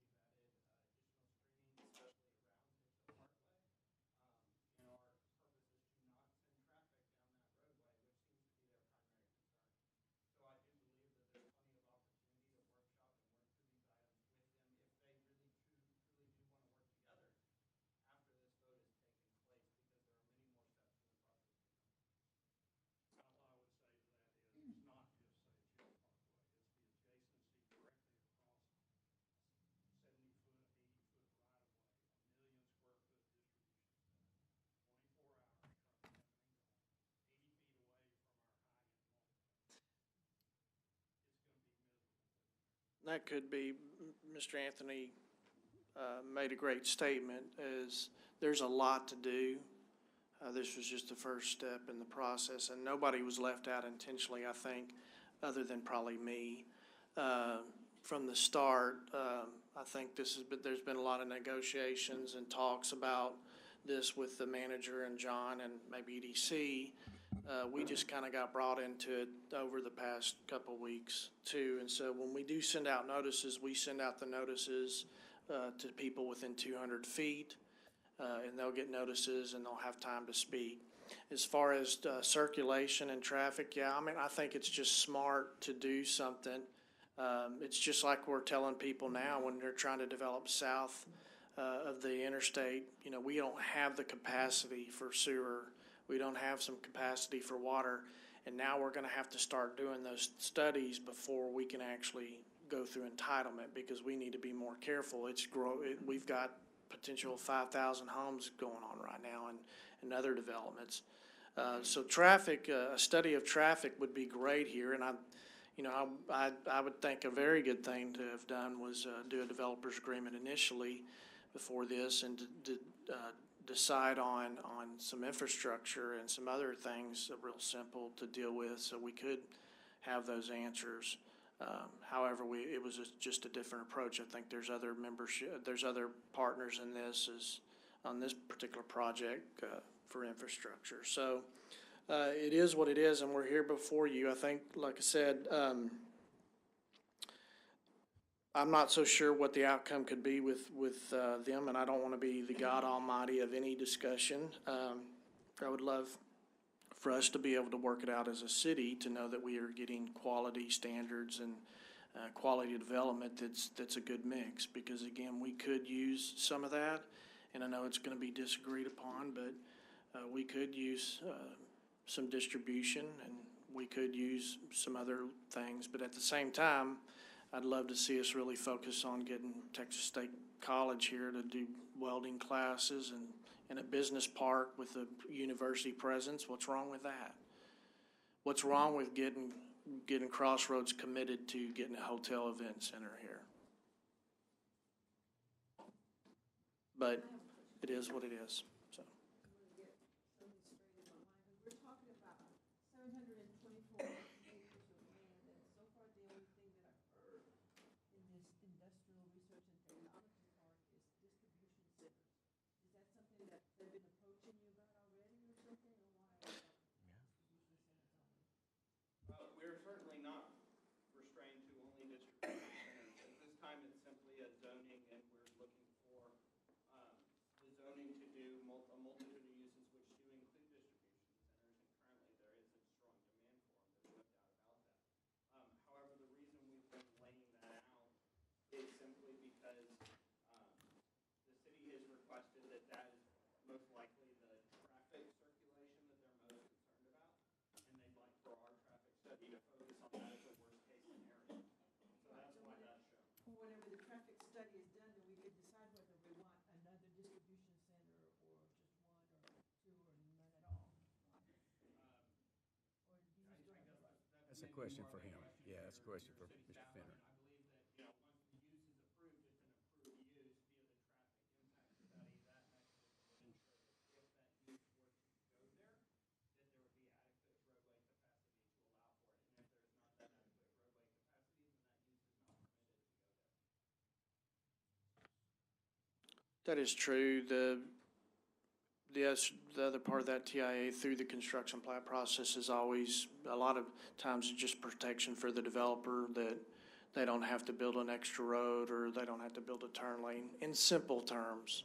That's why we wait on some of these to that end through the construction plat, because that affects utilities and layout.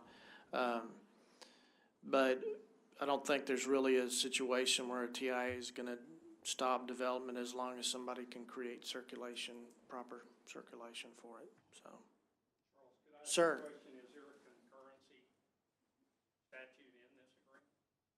Because concurrency is what most cities would require. Right. That concurrent to starting any of these, that the roadway improvements are already there.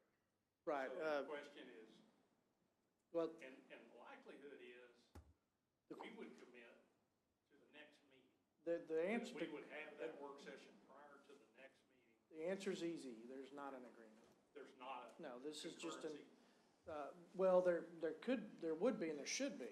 Should be. But there's not an agreement. We didn't go that route. We're going through the PD route right now, for that entitlement piece, and then comes their annexation, process and their petition, their developer's agreement and all that.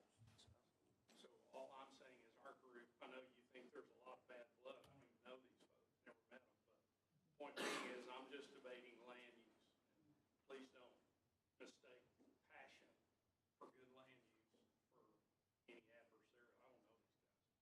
But my point is, there's another meeting on the agenda coming up.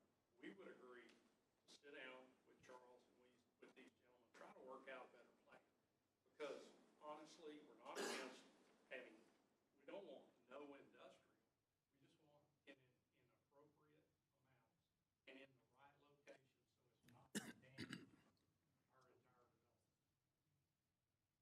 Charles, is there an opportunity between P&Z and council to make modifications to the PD? Yeah, there are, but I it was, guess what I'm suggesting is that there was told to me though that the PD wouldn't be voted on at council until these other agreements started coming forward, so.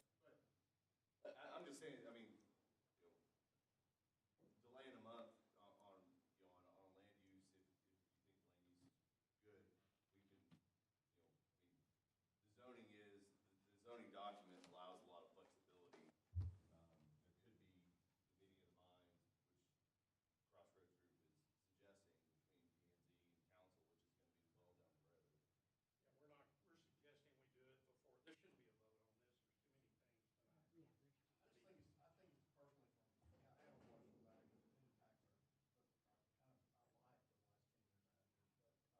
sort of plan. We're not averse to some of the development, it's just part of it can affect our development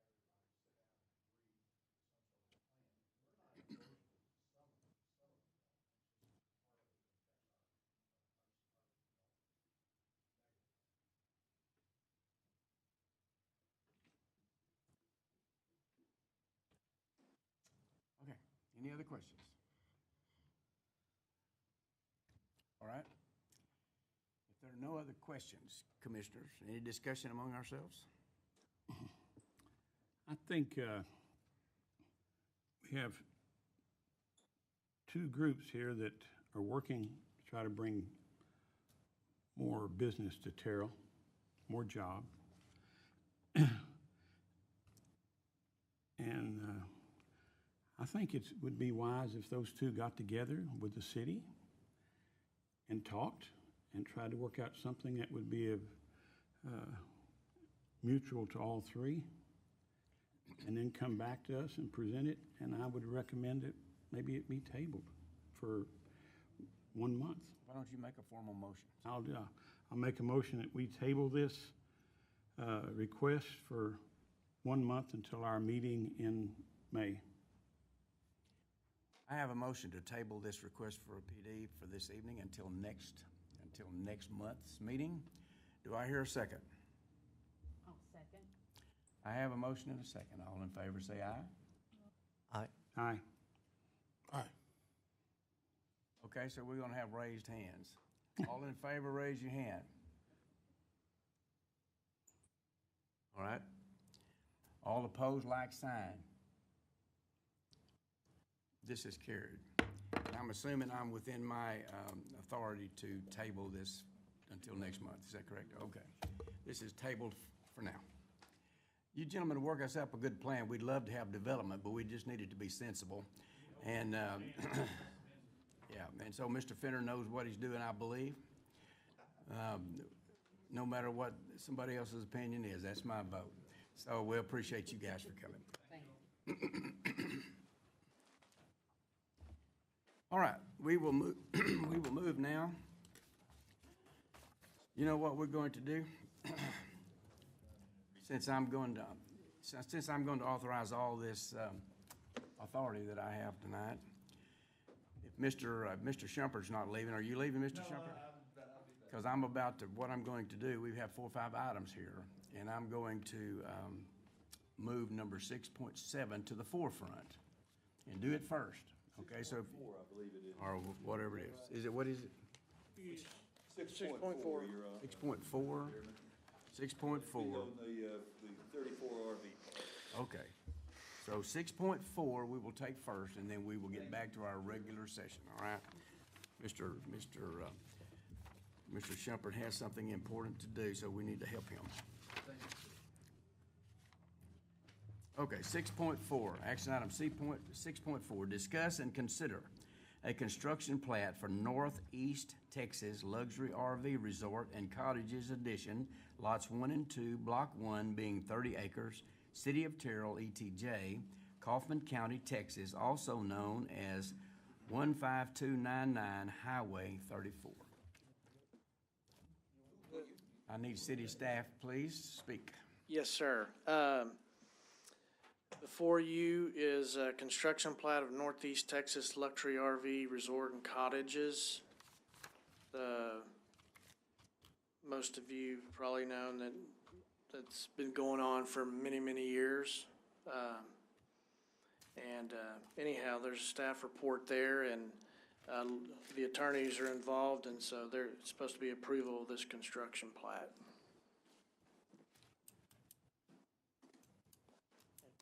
I'll add this much very briefly, and I totally agree with everything Mr. Fenner said, and he's been on top of this all the way through. This project has had all sorts of problems. Now, I'm not going to point the finger at anybody in particular, although what really got it off track to start with was the fact that, as you know, we're handling all the platting and subdivision work in the ETJ under an agreement with the county, with the Commissioner's Court, and apparently initially, in error, the county authorized construction out here without it ever even coming to the city, which they admit they were in error.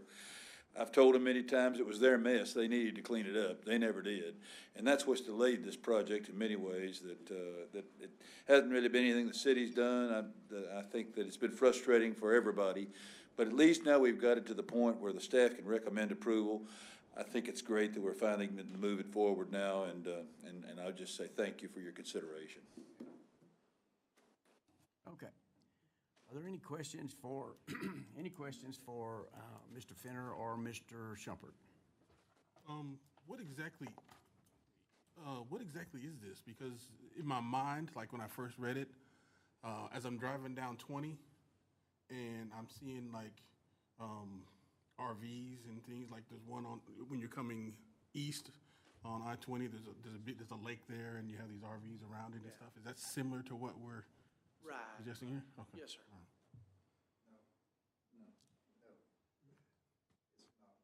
What? Not similar to the one on 20. Well, it's an RV park. It's an RV park, but it's a resort. And I can, if you'll take the time, it's on 34. If you take the time to go out there, I'm the maintenance manager. My name's Dick Apple. And if you take the time to go out there and look around, it's what it says. It's luxury. We don't have it completed yet because we don't have the permits to finish it. But it's big trees, nice grass, a big two-story clubhouse, and it's going to be for 50 and over citizens. Right, but I guess what I'm getting at is the basis of it is the same thing as the one where they have the lake there. Yes, sir. And there are RVs parked around it. I mean, if I'm. An RV park, there's different qualities of RV parks, but an RV park is made for one thing, and that's for RVs to park in it. And so, yes, to answer your question, it's an RV park. Fifth wheels and stuff like that. Yes, sir. Yes, right? Yes, sir. Yeah, okay, all right. Okay. Any other questions? Well, this is already basically almost completed, or what phase or is this in? I don't know how near completion it is. Fire lane approval and for septic permits, which have been filed. So what does this vote for then? I don't understand. Were we just doing the construction plat, or? We're doing the construction plat, Plat. that's correct. And he's right, they can't get their septic approval until you know, y'all authorize the construction plat so they can see where all this is gonna go, and it's laid out. Some of it has been done, it's true, but right now, what we need, for them to be able to complete this is for you to do the construction plat so they can go forward with their septic and so forth.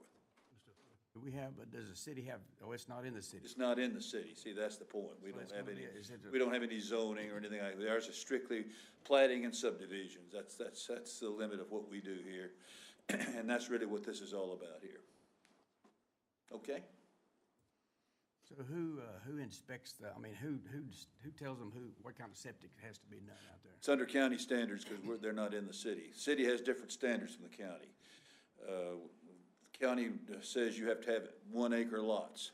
Our city is 3/4 acre lots.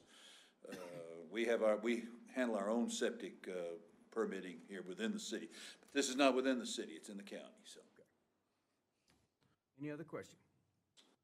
Mr. Chairman, if I may, my name's Jesse Copeland. I'm here representing the applicant in place of Art Anderson. I had a prior commitment tonight.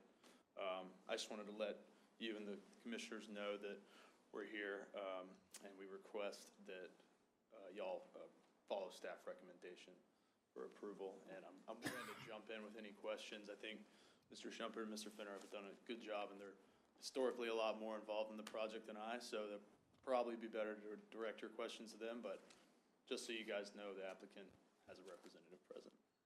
Okay, thank you. Y'all forgive my allergy problem here. Hopefully. Okay, do we have any discussion or questions among ourselves? If not, then may I hear a motion, please? I move we approve item 6.4 as presented by staff. I'm sorry, say that again? I move we approve item 6.4 as presented by staff. I have a motion for approval. Do I hear a second? Second. I have a motion and a second. All in favor, say aye. Aye. All opposed, like sign. It has carried. Okay, we are now on action item number, we're going to, For your consideration. Yes, sir. Good to see all of you again. action item 6.1, please.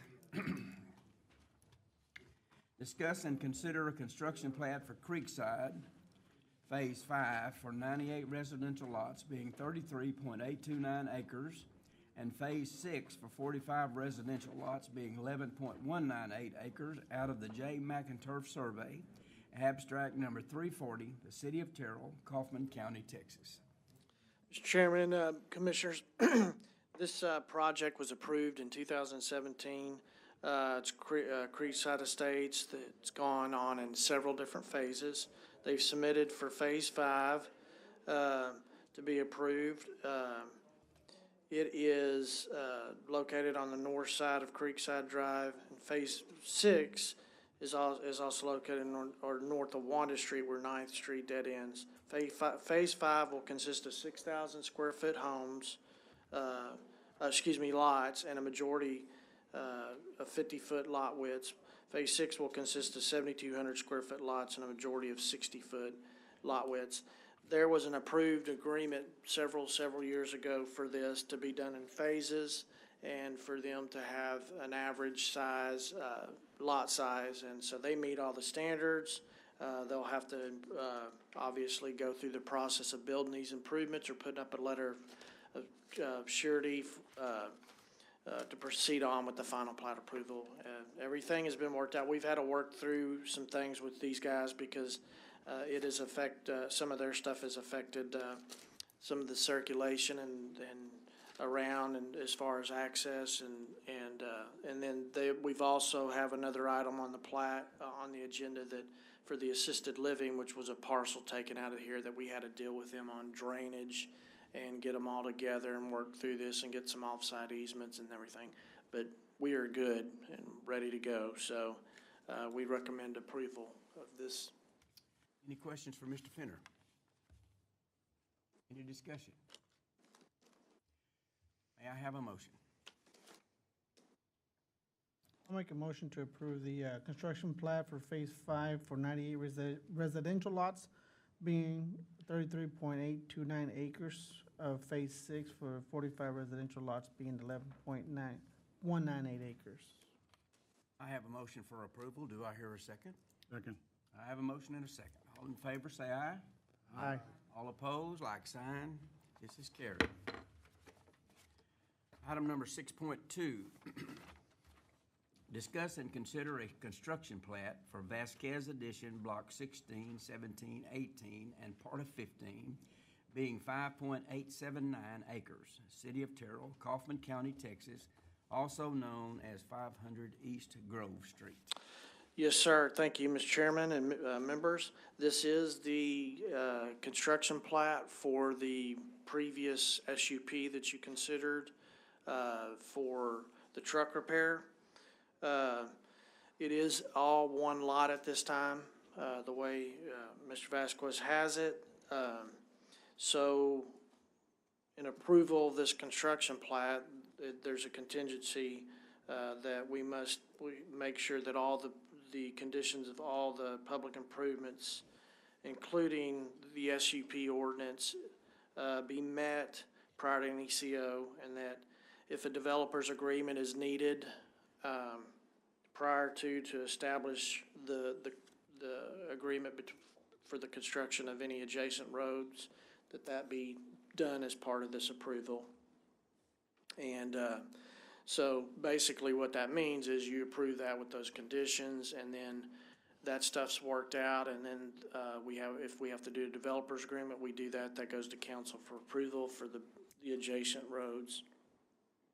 And then at that time, when everything's done in an agreement, then they can submit a final plat for approval of the lot. So there's a lot of moving parts here. Any questions? So I think that should someone decide to make a motion, we need to include the verbiage that the conditions as set forth in our meeting this evening should be included in this approval. Right. This stuff needs to be done before a final approval can be given. Right. Okay? Anyone? So I would entertain a motion, please.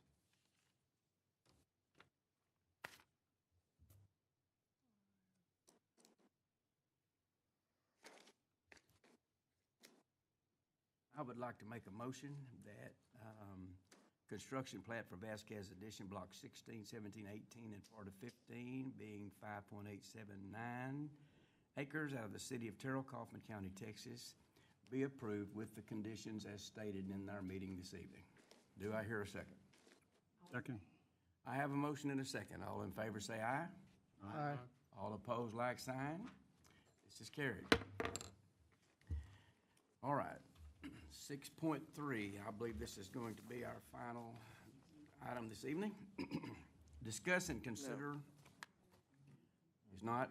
Well, let's hope. It's wishful thinking anyway. Okay. That's a. Okay, well, I might fall over here and y'all have to finish. Okay, here we go. 6.3, discuss and consider a construction plat for Terrell Assisted Living, being 5.179 acres, the City of Terrell, Kaufman County, Texas. The property is located east of Poetry Road and north of State Street. All right. Okay, great. Thank you, Mr. Chairman and members. This project was as part of a PD that was approved in September of 2020. This was the piece that I was just telling you outside of Phase 5 and 6 in that area. We approved a PD at that time, and I believe that PD set forth 60 rooms, some memory care, some assisted living. It's off East Poetry Road and north of State Street. They'll have to go through building the public improvements or putting up a letter of credit to get the final plat. But we are in agreement with the plat and the specs and the technical standards and so forth, and so we recommend approval. Questions for Mr. Fenner? All right. Any discussion? All right. I will entertain a motion, please. I'll make a motion to approve the approval of the construction plat of the Terrell Assisted Living Lot 1, Block 607, being of the 5.179 acres. I have a motion for approval of this construction plat. Do I hear a second? Second. I have a motion and a second. All in favor say aye. Aye. All opposed, like sign. This has carried. We're moving now to 6.5, I believe. Was that withdrawn or no? Okay.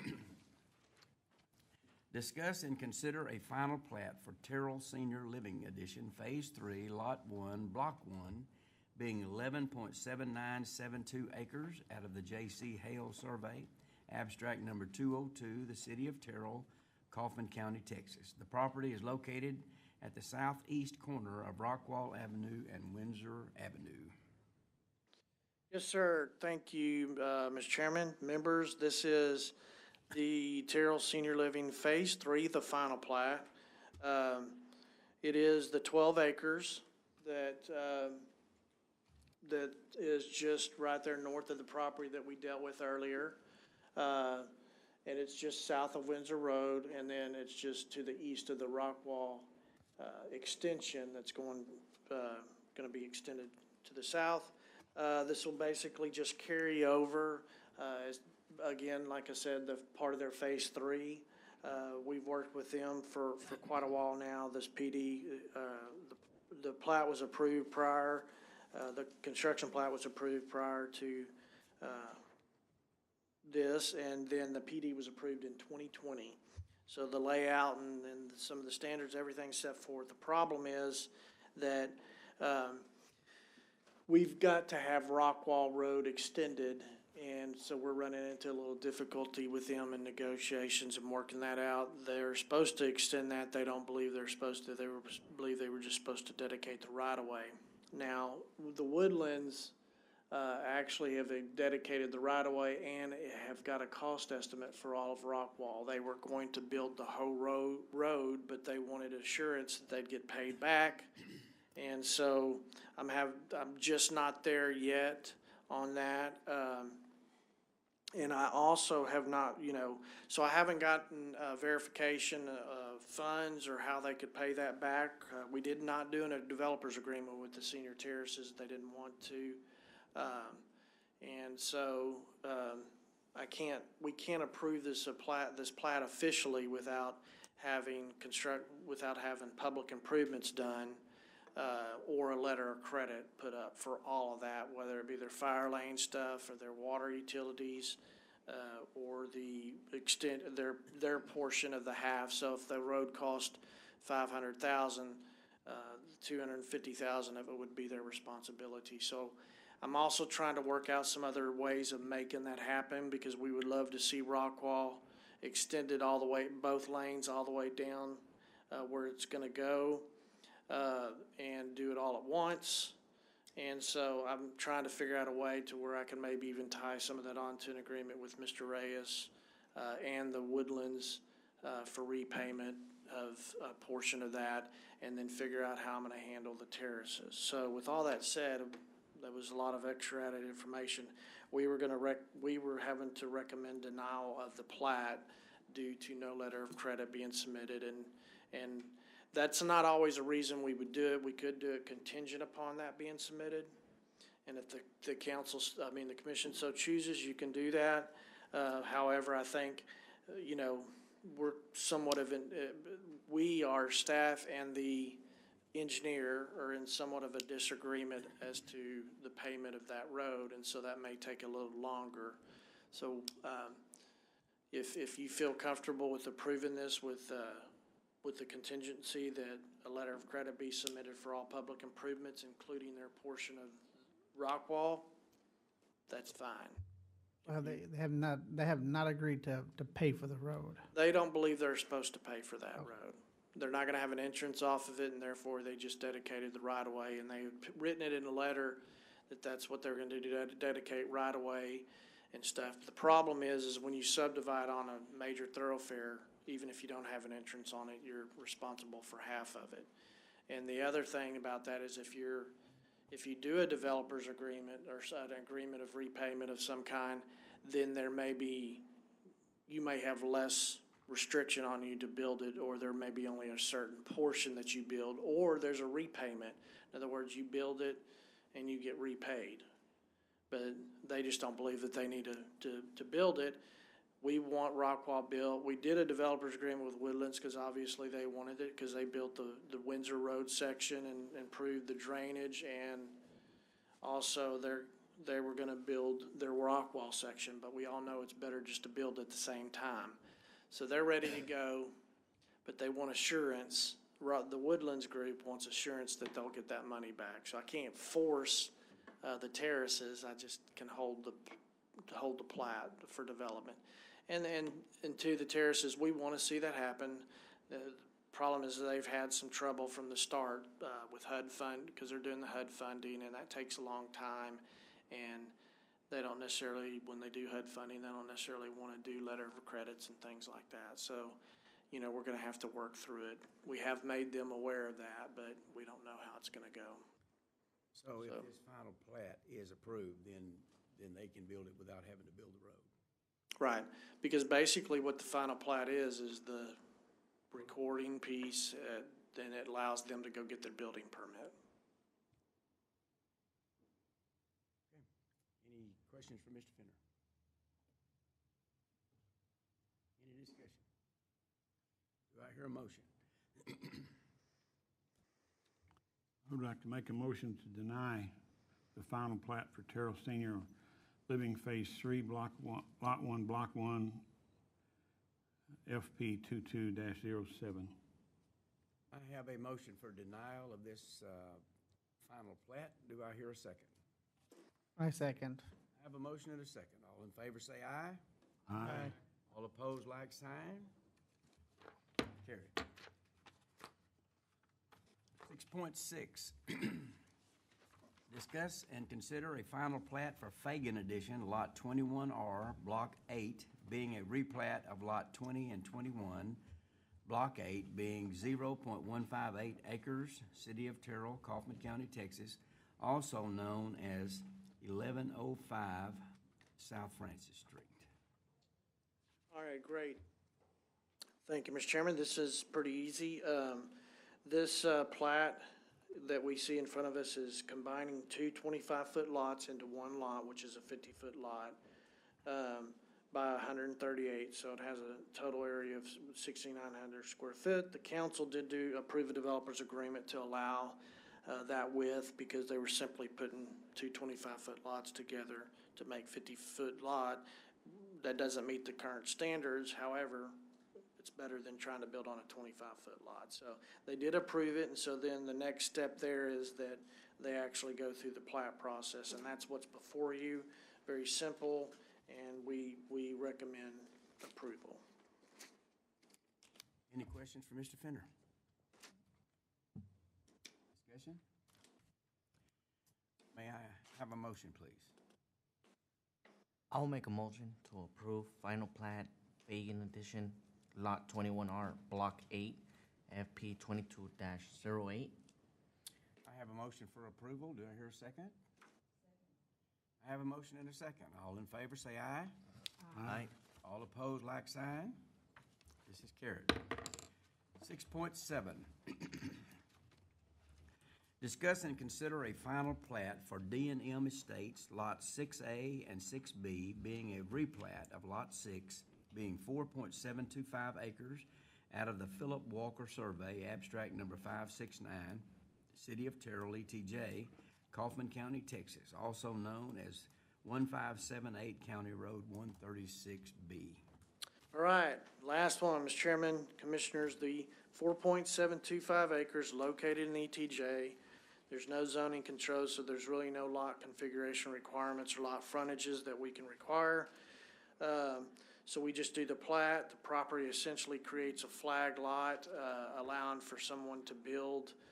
So you have the lot 6A, which is going to be 3.05 acres, and then 6B, which is going to be the flag lot.